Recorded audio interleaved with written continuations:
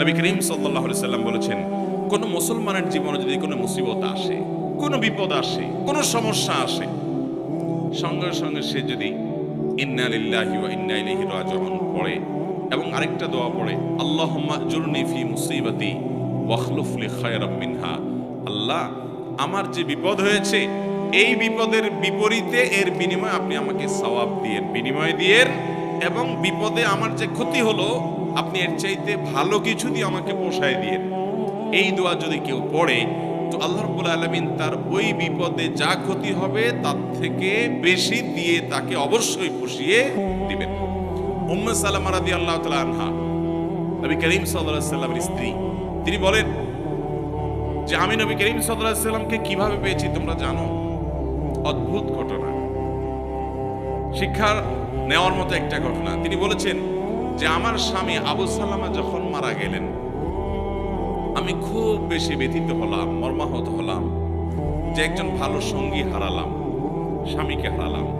তো আল্লাহর কাছে আমি কেঁদে কেটেই নবী সাল্লাল্লাহু আলাইহি সাল্লামের শেখানো এই দোয়াটা পড়েছি, আল্লাহুম্মা আজুরনি ফি মুসিবাতি, আল্লাহ আমার মুসিবত এবং বিপদে আপনি আমাকে বিনিময় দিয়েন, বিপদ যে হলো এর বিনিময় আপনি আমাকে দিয়েন, ওয়াখলুফ লি খায়রাম মিনহা, এবং এই বিপদে আমার যা ক্ষতি হলো, আমি যে হারালাম স্বামীকে, তার চাইতে বেটার কিছু আমাকে দিয়েন।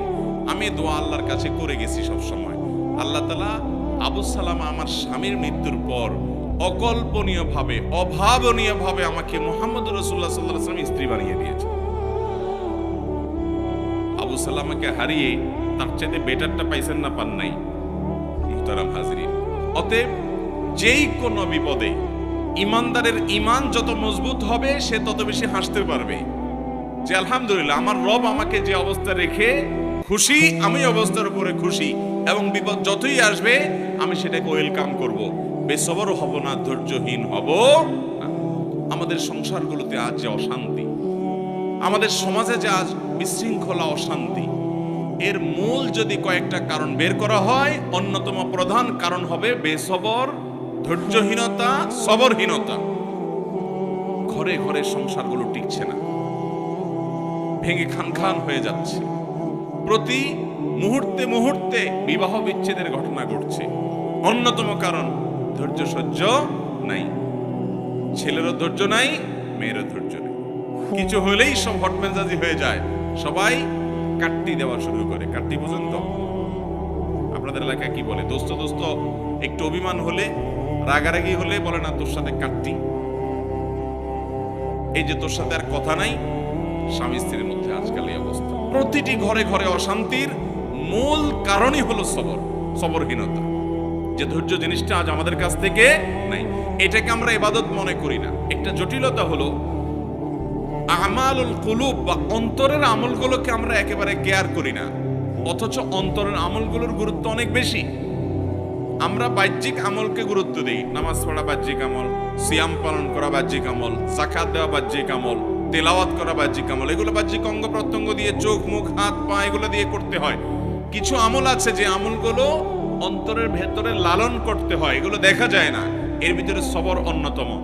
এই আমলটা যদি কেউ করতে পারে, ভেতরে যদি ধৈর্যটা আনতে পারে, এটা নিজের সঙ্গে নিজে সংগ্রাম করে করতে হয়, এর জন্য লড়াই করতে হয়, এর জন্য সমালোচনা করতে হয়, নিজের হিসাব মিলাতে হয় যে আমি মানুষটা কতটা ধৈর্যশীল, কতটা ধৈর্যহীন, আমি কতটা হটমেজাজি হই, বউয়ের সাথে কয়বার আমি বদমেজাজি দেখাই। বউ হিসাবে তিনি চিন্তা করবেন স্বামীর সাথে কয়বার তিনি বদমেজাজি করেন, প্রতিদিনের হিসাব মিলাবেন, এরপর তিনি নিজের যোগ বিয়োগ করে নিজেকে সংশোধনের চেষ্টা করবেন। আমরা চেষ্টা করবো তো ইনশাআল্লাহ। আল্লাহ রাব্বুল আলামিন আপনাকে, আমাকে, আমাদের সবাইকে সবরকারী মানুষদের কাতারে শামিল হওয়ার তৌফিক দান করুন। মুহতারাম হাজিরিন, নবী করিম সাল্লাল্লাহু আলাইহি ওয়াসাল্লাম তিনি তার সাহাবায়ে কেরামকে সবরের প্রশিক্ষণ দিয়েছেন। এমন কিছু সাহাবী সঙ্গী তিনি পেয়েছেন যারা ধৈর্যের রুদ্রমূর্ত প্রতীক ছিলেন। তারা এরকম দৃষ্টান্ত ছিলেন যে তাদের ধৈর্য, এক একজনের সবরকে আমরা যদি অ্যানালাইসিস করি তো বিশাল বড় বড় হিস্ট্রি হয়ে যাবে, অনেক বড় দাস্তান হয়ে যাবে, শুধুমাত্র এক একজন সাহাবীর সবরকে যদি আপনি অ্যানালাইসিস করেন, গবেষণা করেন। আজ মুসলমানদের মধ্যে এটার বড় বেশি অভাব, বড় বেশি অভাব। সবর করার চেষ্টা করবো তো ইনশাআল্লাহ।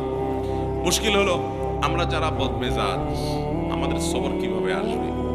আমরা অনেকে চেষ্টা করি কিন্তু ধৈর্য ধারণ করতে পারি না। ওই যে ডায়রিয়ার রোগের মতো ডাইরেক্ট হয়ে যায়, হুটহাট করে যা তা বলে ফেলি, পরে আফসোস করি। তো সবর আনার জন্য কিছু আমল আছে ভাইরা। নাম্বার 1, আপনার ভিতরে সবর আনার জন্য আপনি প্রতিনিয়ত আল্লাহ রাব্বুল আলামিনের কাছে দোয়া করবেন, আল্লাহ আপনি আমাকে সবর এবং ধৈর্য ধারণ করার তৌফিক দান করেন। যে কোনো বদামল দূরের জন্য আল্লাহ তাআলার কাছে পানাহ চাইতে হয়। নবী আলাইহিস সালাম পানাহ চাইতেন, এই জন্য আল্লাহর কাছে দোয়া করতে হবে। নাম্বার 2, ধৈর্যশীল মানুষদের সাথে থাকতে হবে। কিছু মানুষ আছে দেখবেন যে তুফান হয়ে গেছে, কিন্তু উনি ঠান্ডা মাথায় সবকিছু ডিল করছেন, অস্থির হচ্ছেন না, হুলস্থুল করছেন না, এবং খুব ঠান্ডা মাথায় উনি শান্ত মেজাজে সব কিছু ডিল করে ফেলছেন, সব কিছু সমাধান করে ফেলছেন। এরকম কিছু ঠান্ডা মাথার মানুষ সব সমাজে আছে। এই মানুষগুলোকে খুঁজে খুঁজে বের করে এদের সাথে থাকবেন। দেখবেন যে আপনি যেটার কারণে আগুন হয়ে যেতেন, উনি সেটার ব্যাপারে দেখবেন যে একেবারে ঠান্ডা পানির মতো শীতল, উনি একেবারে অস্থিরতা দেখাচ্ছেন না। এরকম মানুষগুলোর সোহবত এবং সান্নিধ্য আপনাকে সবরকারী হতে সহায়তা করবে। এটা সব দিকেই পাবেন। কিছু না কিছু মানুষ পাবেন যে তারা খুব বেশি সবর করতে পারে, তাদের মধ্যে আত্মনিয়ন্ত্রণ ক্ষমতা অনেক বেশি। তাদের সান্নিধ্যে যত বেশি থাকবেন তত বেশি আপনার মধ্যে এই সবর করার মানসিকতা আসবে ইনশাআল্লাহ। নাম্বার 3, যদি কখনো আপনার রাগ দেখানোর মতো পরিস্থিতি তৈরি হয়, আপনি নিজেকে বলবেন ঠিক আছে রাগ দেখাবা তুমি, কিন্তু এখন না, একটু পরে, একটু পরে। যদি কিছু সময় ক্ষেপণ করতে পারেন, এরপরে যদি রাগ করেনও, সেই রাগটা হবে ব্যালেন্সের রাগ, সেটাতে বেসবরের কোনো কিছু থাকবে না, একেবারে সেটা দেখবেন যে ভারসাম্যর সাথে আপনি একেবারে রাগ করতে পারবেন, যে রাগে ক্ষতিকর কিছু হবে না। আর যদি যখন হট মেজাজ হলো না এখনই আমি এটা দেখে ছাড়বো, তাহলে শেষ হবে, আর সামনে আগাইতে পারবেন না। যত বদমেজাজি মানুষ আছে এরা দেখবেন যে তৎক্ষণাৎ কিছু একটা করে ফেলতে চায়। যদি তারা সবর করে নিজেকে আটকে রাখতে পারে যে ঠিক আছে করব, আর একটু পরে, একদিন পরে করেন, দেখবেন রাগ অটোমেটিক অর্ধেকে নেমে গেছে। কথা কি বুঝাতে পারছি? নাম্বার 4, সবর নিজের ভিতরে আনার জন্য বদমেজাজ এবং রাগ নিয়ন্ত্রণের যে আমলগুলো আছে সেগুলো করবেন। সে আমলগুলো কি কি? নাম্বার 1, আউযু বিল্লাহি মিনাশ শাইতানির রাজিম, বেশি বেশি করে পাঠ করা। কোরআন কারীমে আল্লাহ বলেছেন ইম্মা ইয়ানজাগান্নাকা মিনাশ শাইতানি নাজগুন ফাস্তাইয বিল্লাহি মিনাশ শাইতানির রাজিম। শয়তান যদি তোমাদেরকে খোঁচা দেয়, এই যে মানুষকে রাগায়, বদমেজাজ করে, আখিরাত ধ্বংস করে, দুনিয়া ধ্বংস করে, এজন্য শয়তান যদি তোমাকে খোঁচায় যদি বদমেজাজ বানায় বা ক্ষতিগ্রস্ত করতে চায়, তাহলে আউযু বিল্লাহি মিনাশ শাইতানির রাজিম বলবে। এটা আল্লাহর নির্দেশনা। এজন্য শয়তান থেকে পানাহ চাইতে হয় বদমেজাজ হলে, রাগ হলে। এক ব্যক্তি নবী করিম সাল্লাল্লাহু আলাইহি সাল্লামের সময় রাগ হচ্ছিলেন, খুব রাগান্বিত, ক্রোধান্ধ হয়ে গেছে, রাগে অগ্নিশর্মা হয়ে গেছে। নবী সাল্লাল্লাহু আলাইহি সাল্লাম দূর থেকে দেখে বলছেন এই লোকটার মধ্যে যে প্রচন্ড রাগ দেখা যাচ্ছে, খুব বদমেজাজ হয়ে গেছে, ইন্নিল্লা আ'লামু কালিমাতান, আমি একটা বাক্য জানি, এই বাক্যটা যদি সে বলে তার রাগ কমে যাবে। তখন নবী সাল্লাল্লাহু আলাইহি সাল্লাম তাকে শুনিয়ে শুনিয়ে দূর থেকে সেই বাক্যটা পাঠ করলেন, সেটা হলো আউযু বিল্লাহি মিনাশ শাইতানির রাজিম। এই বাক্য পাঠ করার পর ওই লোকটা দূর থেকে শুনে তিনি ওই বাক্যটা পাঠ করলেন এবং তার বদমেজাজি আল্লাহ রাব্বুল আলামিন দূর করলেন। ভাইরা আমার, আমরা হলো তো যায় বলতাম এ ভাই তোমার মাথা এত গরম হয়ে গেছে, তোমাকে একটা দোয়া শিখাই দিই, এই দোয়াটা করলে সাথে সাথে তোমার মাথা ঠান্ডা হয়ে যাবে, তুমি আউযু বিল্লাহি মিনাশ শাইতানির পাঠ করো। এটা তার কাছে যাই আর রাগের মুহূর্তে বললে দোয়া সে নেওয়া তো দূরের কথা, বরং বক্সিন একটা আপনার নাকের ভিতর মারার আশঙ্কা ছিল, কিছু থাকবে কি থাকবে না। নবী করিম সাল্লাল্লাহু আলাইহি সাল্লামের হিকমা দেখেন, উনি নবী হওয়ার পরও উম্মতকে পর্যন্ত সরাসরি এইরকম পরিস্থিতিতে কোনো কিছু বললে সে মানতে পারে কি পারে না, সেজন্য তার কাছ থেকে নবী আলাইহিস সালাম সে আশা করছেন না যে তাকে এই মুহূর্তে বলা যাবে, তিনি দূর থেকে বললেন এবং তিনি শুনে শুনে ঠান্ডা হলেন। এই জন্য আউযু বিল্লাহি মিনাশ শাইতানির রাজিম পাঠ করবেন। যাদের মধ্যে খুব রাগ বেশি আছে, ধরেন আপনার বউ, বাসার স্ত্রী অনেক রাগী, যতই বুঝান কোনো কাজ হয় না, তো যে খাবারগুলো সে খায়, যে পানীয়গুলো খায়, আউযু বিল্লাহি মিনাশ শাইতানির রাজিম 7 বার পড়ে ফু দিবেন। আবার দেখে দেখে যেন না ফেলে খবরদার, দেখলে কিন্তু খবর আছে, বলবো যে কি মন্ত্র পড়ে কি করছো, আরেক যুদ্ধ বাঁধবে কিন্তু। এই জন্য আর যদি দেখায় করতে চান তাহলে আগে আগে বলবেন, দেখো আমি কিন্তু কোনো ঝামেলা করতেছি না, শুধু আউযুবিল্লাহ পড়ে ফু দিচ্ছি। তো যদি বলেন যে আউযুবিল্লাহ পড়ে কেন ফু দিছো, যদি বলেন যে তোমার রাগ অনেক বেশি, তাহলে আরেক যুদ্ধ হইতে পারে, এটা আরেক মুসিবত, এটা সাবধানে করতে হবে। একই কথা পুরুষদের বেলায়, মহিলারা পুরুষদের জন্য আমলটা করবেন, বাচ্চাদের জন্য আমলটা অনেক বেশি উপকারী। যেটা বলছিলাম শুরুতে, আজকাল বাচ্চারা সব ক্রেজি হয়ে গেছে, সব বাচ্চা দেখবেন ঘরে ঘরে ক্রেজি। ক্রেজি বুঝেন তো, মানে সব রাগী, এমন রাগী যে শুধু ভাঙচুর করবে চতুর্দিকে। অথচ আগে বাচ্চাদেরকে এত বদমেজাজে দেখা যেত না। এটার অনেক কারণ থাকতে পারে, আমার নিজস্ব একটা ভাবনা আছে। এর একটা কারণ আমার কাছে মনে হয়, সেটা হলো আজকাল বাচ্চাদেরকে আমরা নানান ভিডিও গেমস ইত্যাদিতে এত বেশি অভ্যস্ত করেছি, কার্টুন এত বেশি দেখাই, বিভিন্ন ডিভাইস দিয়ে এত বেশি খেলার জন্য তাদেরকে সুযোগ দিয়েছি যে এগুলোতে তারা সারাদিন শুধু মারামারি কাটাকাটি দেখে। গেমসের মধ্যে সে দেখে সামনে যা আছে সব শেষ করে ফেলো, ঠিক না ঠিক? গুলি করতে থাকো, তুমি সামনে আগাইতে পারবা, গুলি করতে পারো না তুমি শেষ। সাম্প্লুডু খেলতেছো, তাহলে সব খেয়ে ফেলো, তাহলে তুমি সামনে আগাইতে পারো। এই যে অন্যকে শেষ করলে সামনে আগানো যায়, আমাদের দেশেও দেখবেন যে এই অবস্থা। মানুষ বড় হওয়ার পরেও আরেকজনকে দমাইতে না পারলে, আরেকজনের ক্ষতি না করতে পারলে সে আগাইতে পারে না, কারণ ওই যে কালচারটা ওইভাবে বেড়ে উঠছে, বাচ্চা ওইভাবে দেখে দেখে বড় হয়েছে।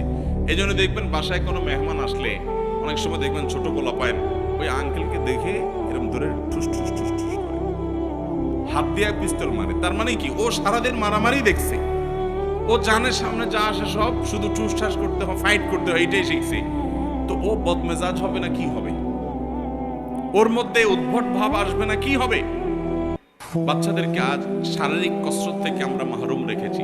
বাচ্চাদেরকে শুধু মাহরুম রাখি নাই, আমরা নিজেরাও মাহরুম আছি। শারীরিক কসরত করে, ব্যায়াম করে, খেলাধুলা করে, দৌড়াদৌড়ি করে কি সে সুস্থ থাকবো? কোন দেশের কোন খেলোয়াড়রা কোথায় খেলে আর বুধের মতো রাত 2টা বাজে উঠে তাকায় থাকেন আপনি? সে খেলে গোল দেয়, আপনি এখানে লাফ দিয়ে উঠেন। সে খেলে হেরে যায়, আপনি এখানে চোখের পানি ফেলেন। ভাই, পাগলামিরও তো একটা সীমা থাকা উচিত। আল্লাহ তাআলা আপনাকে সুস্থ শরীর দিচ্ছে, আপনি ব্যায়াম করেন, নিজে দৌড়াদৌড়ি করেন, নিজে খেলাধুলা করেন, নিজে কম্পিটিশন করেন, করে সুস্থ থাকেন। এখন সেটা না, বাচ্চার হাতে একটা ধরা দিয়েছেন যে তুইও ধ্বংস হ, চোখ নষ্ট কর, মাথা নষ্ট কর, ব্রেইন নষ্ট কর, ইমান নষ্ট কর, আমল নষ্ট কর, ক্রেজি হয়ে যা, বদমেজাজ হয়ে যা। আর আপনিও একটা বাক্স এটা সামনে নিয়ে বসছেন, সেই গোল দিছে, আপনি লাভ দিয়ে উঠতেছেন। ভাইয়ের আমার, মুসলমানের কর্মকাণ্ড এত উদ্ভট হবে না, এত অযৌক্তিক হবে না, এত হাস্যকর হবে না। নবী করিম সাল্লাল্লাহু আলাইহি ওয়াসাল্লাম তিনি দৌড়াদৌড়ির কম্পিটিশন করেছেন, সাহাবীদের সাথে করেছেন, নিজের স্ত্রীর সাথে করেছেন। তিনি সাহাবীদের শুটিং প্রতিযোগিতায় উৎসাহিত দিক করেছেন। শারীরিক ব্যায়াম হয়, এই ধরনের খেলাধুলাকে এলাও করেছেন, যেখানে জুয়া নাই, যেখানে সতর মুক্ত করা হয় না, যেখানে চোখের জেনা হয় না, যেখানে হারাম কিছু নেই, সেগুলোকে তিনি অনুমোদন করেছেন।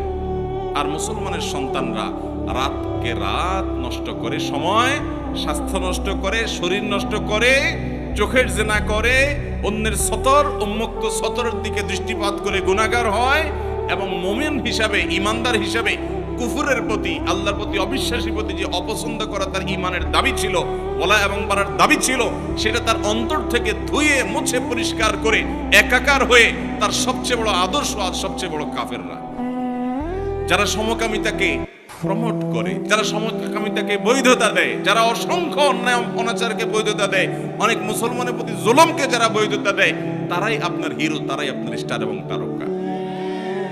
আল্লাহ রাব্বুল আলামিন আমাদের বিবেকগুলোকে যেন জাগ্রত হয় সেই তৌফিক দান করেন।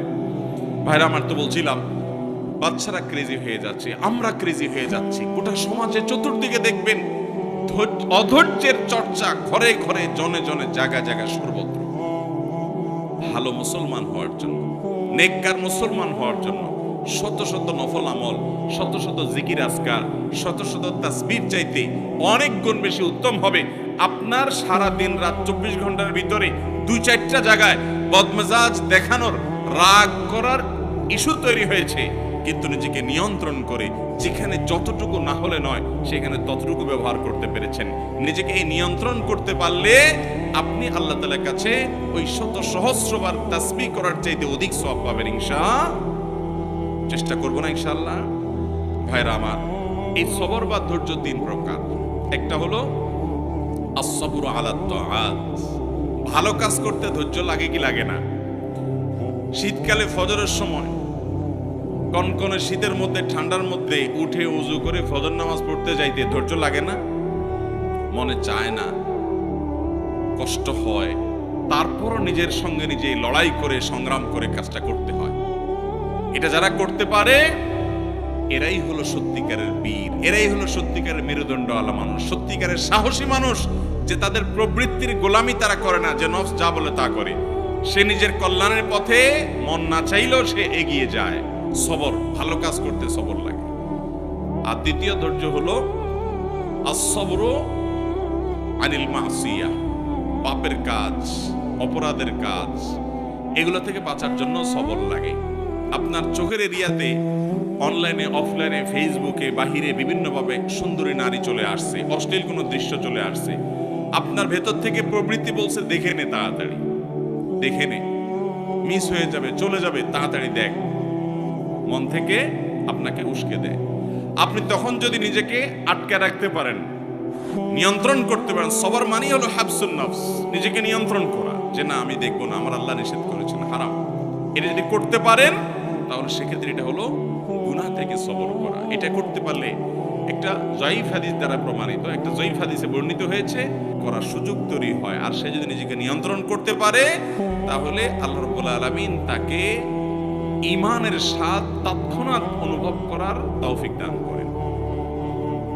আপনি খেয়াল করেন, কোন সুন্দরী নারী বা অশ্লীল কোন দৃশ্য যেটা দেখা আপনার জন্য হারাম, যেটা আপনার মনকে অস্থির করে দিবে, যেটা আপনার মনের জেনার দিকে নিয়ে যাবে, যেটা আপনাকে অন্যান্য জেনার দিকে নিয়ে যাবে, সেটা দেখা আল্লাহ তাআলা হারাম করেছেন। ওই জিনিসটা যদি আপনি দেখেন, দেখলে সাথে সাথে একটু নগদ স্বাদ পাবেন, মজা পাবেন, ঠিক আছে, কিন্তু পরক্ষণে অস্থির হয়ে যাবেন। এটা হলো অনেকটা চুলকানির মতো, চুলকাইতে অনেক মজা পাবেন কিন্তু চুলকানির পরে চলবে, ঠিক না ভাই? ঠিক। দেখার পর যখন চোখের আড়াল হয়ে যাবে এরপর আপনি অস্থির হয়ে যাবেন, হায় হায় কই গেল, কারণ তো দাঁড়ায় থাকবে না আপনার জন্য। আর যদি আপনি না দেখেন, কষ্ট করে নিজেকে নিয়ন্ত্রণ করেন, সবর করতে পারেন যে আমি দেখবো না, তাহলে এর ফলশ্রুতিতে কিছুক্ষণ পরে, প্রথমে একটু কষ্ট হবে, কিছুক্ষণ পরে আপনার ভিতরে এক ধরনের স্বাদ, এক ধরনের তৃপ্তি অনুভব হবে যে আমি আল্লাহ তাআলার আদেশ রক্ষা করতে পেরেছি, আমি নিজেকে নিয়ন্ত্রণ করতে পেরেছি, আমার মেরুদণ্ড আছে, আমি ডায়রিয়ার রোগী না, ডায়রিয়া হয়ে যাই নাই, নিজেকে কন্ট্রোল করতে পারছি। যাদের কন্ট্রোলিং পাওয়ার নেই, যেখানে সেখানে কাইত হয়ে যায়, যেখানে সেখানে যা তা মনে চায় সেটা করে ফেলে, তারা হলো বেসবর। একজন ইমানদার তিনি যখন গুনাহ থেকে বাঁচার জন্য এরকম চেষ্টা করেন, কসরত করেন এবং জিতে যান, তো এই ব্যক্তি হলেন প্রকৃত সবরকারী। আল্লাহ তাআলা আমাদেরকে প্রকৃত সবরকারী হওয়ার তৌফিক দান করুন। তাহলে সবর 3 প্রকার। একটা হলো ভালো কাজ করতে গেলে মনে চায় না, কষ্ট হয়, তারপরও ভালো কাজ করা, এটা এক প্রকারের সবর। মন্দ কাজ বা খারাপ কাজ করতে মনে চায়, যথেষ্ট কারণ আছে, তারপরও মন্দ কাজ করে না, ধৈর্য ধারণ করে, এটা হলো দ্বিতীয় প্রকার। আর তৃতীয় প্রকার সবর হলো আস-সাবরু ইনদাল মুসিবা বা ইনদাল মাসায়েব, বিপদ আপদের সময় অধৈর্য না হয়ে আল্লাহ রাব্বুল আলামিন যে বিপদ আমাকে দিয়েছেন এর মধ্যে কল্যাণ আছে, এই বিশ্বাস এবং ইয়াকিন রেখে কোনো কল্যাণ না হোক, সওয়াব তো অবশ্যই পাবো। নবী করিম সাল্লাল্লাহু আলাইহি সাল্লাম বলেছেন, আজাবান লি আমরিল মুমিন ইন আমরাহু কুল্লাহু খায়র। ইমানদারের বিষয়টা দেখে আমার কাছে বড় অদ্ভুত লাগে, আমি আশ্চর্য হই, বড় পিকুলিয়ার ইমানদারের পুরো জীবনটা, তার জন্য শুধু কল্যাণই কল্যাণ, হাতির মতো মরলেও লাখ, বাঁচলেও লাখ, ইমানদারের জীবনে ক্ষতি বলতে কিছুই নেই। কারণ ইন আসাবাহু খায়রুন, ইমানদারের জীবনে যদি ভালো কিছু অর্জন হয় তখন সে শাকারা, আল্লাহ শুকর আদায় করে। তাহলে ভালো জিনিস পাইলো, কোন গুড নিউজ সে পেল, আবার আল্লাহর শুকর আদায় করে সওয়াবও সে অর্জন করলো। ওয়াইন আসাবাহু শাররুন, আর ইমানদারের জীবনে যদি কোনো বিপদ হয়, ক্ষতি হয়, সবারা, সে সেই ক্ষতিতে সবর করে, হাসি মুখে মেনে নেয় আল্লাহর ফয়সালাকে। ফাকানা খায়রাল্লাহ, তখন তার বিপদে যে ক্ষতি হলো সবর করার মাধ্যমে এর চেয়ে বেশি তার আমল নামা আল্লাহ তাআলা সওয়াব দিয়ে তাকে পুষিয়ে দেন, এবং এই ক্ষতি যেটা হয়েছে আল্লাহ তাআলা পরবর্তীতে এটাকে আরো অনেক বেশি কিছু দিয়ে তাকে পুষিয়ে দেন। তাহলে ইমানদারের জীবনে হারাবার মতো কোনো কিছুই নাই। তার জীবনে ছোট বড় যে কোনো সমস্যা নিজেকে নিয়ন্ত্রণ করার চেষ্টা করে। আমরা সবর করার চেষ্টা করব তো ইনশাআল্লাহ। আজ থেকে আসুন তাহলে আমরা একটু সংকল্প করি, শপথ করি যে আগামীকাল থেকে সকাল থেকে রাত পর্যন্ত আমরা শোয়ার আগে একটু হিসেব মেলাবো। মুশকিল শোয়ার আগে তো আমাদের টাইম নেই, কারণ মোবাইলে মুনাজাত ধরতে ধরতে আমাদের ঘুমাইতে হয়, ঠিক না ভাই? ঠিক। দুই হাতে মুনাজাত ধরে এত লম্বা মুনাজাত যে ঘুমের চোটে মুখের উপরে মোবাইল পড়ার আগ পর্যন্ত ঘুমায় না। এহতেসাব, নিজের হিসাব নিজে মিলানো। আমি তো জান্নাতের পথযাত্রী ভাই, কোন জায়গায় দাঁড়িয়ে আছি?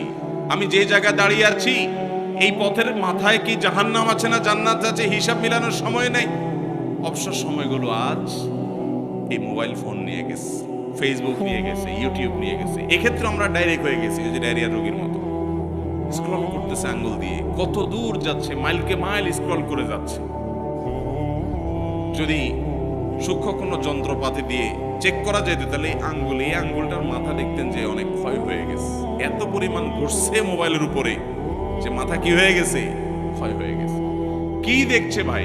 এই যে আপনি টানতেছেন, মনে হচ্ছে কিছু হারাইছে, যাচ্ছে তো যাচ্ছে, যাচ্ছে তো যাচ্ছে। ভাইরা আমার, এরকম লাগামহীন হয়ে যাওয়া, নিয়ন্ত্রণ হয়ে যাওয়া, এটাও সবরের খেলাফ। নিজেকে নিয়ন্ত্রণ করতে হয়। এই জন্য রাতে শোয়ার আগে হিসাব মিলাবো যে আজকের দিনে আমি কয়জনের সাথে রাগ দেখাইছি। আপনাকে শয়তান কিন্তু বুঝাবে না তুমি তো অন্যায় রাগ করো নাই, তুমি ন্যায়সঙ্গত ভাবে রাগ করছো, ঠিক আছে। রাগ করাটা দোষের না। আল্লাহ এর জন্য বলেছেন ওয়াল কাযিমিনাল গায়যা ওয়াল আফিনা আনিন নাস আল্লাহু ইউহিব্বুল মুহসিনিন। যারা নিজেদের রাগকে সংবরণ করতে পারে এবং যারা মানুষকে ক্ষমা করতে জানে, এবং আল্লাহ রাব্বুল আলামিন ভালোবাসেন যারা মানুষ প্রতি অনুগ্রহ করে। হটমেজাজি হয়ে কাউকে সাইজ করে দিলেন আর বললেন হ্যাঁ আমি অন্যায়ের বিরুদ্ধে তো প্রতিবাদ করছি, দরকার আছে অন্যায়ের বিরুদ্ধে প্রতিবাদ, অন্যায়ের বিরুদ্ধে বাধা দেওয়ার দরকার আছে, কিন্তু নিজের আখলাক নষ্ট করে না, নিজের আখলাক ঠিক রেখে পরিমাপ করি। এই জন্য আল্লাহ তাআলা বলেছেন ওয়াল কাযিমিনাল গায়জ। আল্লাহ বলেন নাই ওয়াল আদিমিনাল গায়জ। যাদের মধ্যে রাগ নাই তাদের প্রশংসা আল্লাহ করেন নাই, যাদের মধ্যে রাগ আছে কিন্তু এটা নিয়ন্ত্রণ করে, যেখানে যতটুকু ডোজ দেওয়া দরকার ততটুকু দেয়, এই মানুষগুলো আল্লাহ তাআলার কাছে প্রিয় পাত্র হয়। কোন এক সালাফ, আল্লাহর কোন এক নেককার বান্দা, তার একজন অধীনস্থ কাজের লোক একই ভুল বারবার করে, তো উনি ধমক দিয়েছেন, দিয়ে বলেছেন তোমাকে কতবার বলবো আর বলো, আর তোমার মাফ নাই। তখন সে লোকটা বলল আল্লাহর কাছে কিয়ামতের দিন আপনি একই অপরাধ বারবার করার কারণে কতবার ক্ষমার আশা করেন, আমাকে ততবার করলেই হবে। হ্যাঁ আমার, আজ শয়তান আমাদেরকে নানা ভুল বুঝিয়ে বেসবর করছে। সবর করার চেষ্টা করবো তো ইনশাআল্লাহ। তো যেটা বলছিলাম যে দিন শেষে হিসাব করবেন যে আজকের দিনে মোট কয়টা বেসবরি হয়েছে, নোট নিবেন, কোথাও লিখে রাখবেন। পরের দিন চ্যালেঞ্জ নেবেন যে না আজকে যেন আমার এই সংখ্যাটা কোনোভাবে স্পর্শ না হয়েছে, কম যেন হয়। এইভাবে যদি আপনি চেষ্টা করতে থাকেন একসময় দেখবেন অনেক কঠিন কঠিন সময় আল্লাহ তাআলা আপনাকে মাথা ঠান্ডা রেখে কাজ করার তৌফিক দিয়েছেন। দুনিয়াতেও উন্নতি করতে পারবেন, আখিরাতেও পারবেন।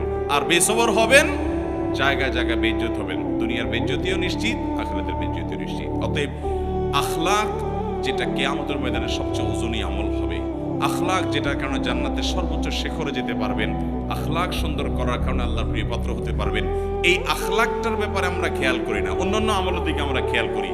এই জন্য সবরের বিষয়ে কিছু কথা বললাম। আল্লাহ তাআলা আমাকে, আমার মধ্যেও যে খুব একটা সবর আছে তা নয়, এই কথাগুলো বলার উদ্দেশ্য আল্লাহ যেন আমাকেও সবরকারী বানান, আপনাদেরকেও বানান, আমরা সবাই যেন সবরকারী হতে পারি। আরশ আজিমের মালিক আমাদেরকে সবাইকে যেন ধৈর্যশীলদের কাতারে শামিল করেন, সেই দোয়া করছি। আল্লাহ তাআলা আমাদের সবাইকে তৌফিক দান করুন। জাযাকুমুল্লাহু খায়রা ওয়া আখিরু দাওয়ানা আলহামদুলিল্লাহি রাব্বিল আলামিন।